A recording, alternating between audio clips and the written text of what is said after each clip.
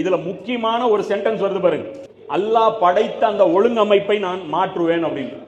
இது மிக விரிவான பொருள் கொண்டது. இப்ப இதுக்கு நம்ம சர்க்கிள்ல நான் கேள்விப்பட்ட விளக்கங்கள் என்ன அப்படின்னு பாத்தீங்கன்னா, காது குத்துறது, மூக்கு குத்துறது, இது என்ன அல்லாஹ் படைச்ச ஒழுங்கமைப்பை மாத்துறது அப்படின்ட்டு. புரியுதுங்களா? இது இல்ல, இது சொல்ல வர்ற விஷயம். ஏன்னா நபி ஸல்லல்லாஹு அலைஹி வஸல்லம் காலத்திலேயே பெண்கள் காது குத்திட்டு தான் இருந்தாங்க, மூக்கு குத்திட்டு தான் இருந்தாங்க. இது இயற்கையான ஒரு விஷயம் தான். அப்படி பார்க்க போனா இயற்கையான விஷயம் எது தப்பாயிரும்? குழந்தைகள், ஆண் குழந்தைகள் சுன்னத் பண்றது தப்பாயிரும். ஏன்னா இயற்கை அமைப்பு அது மாத்துறது சொல்ல இருக்கிறதுலே பெரிய விஷயம் அதானே.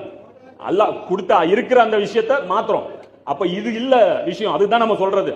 குர்ஆன் ஒரு விஷயத்தை பேசுது அப்படின்னா அதை சரியா புரிஞ்சுக்க நம்ம எஃபர்ட் போடணும்.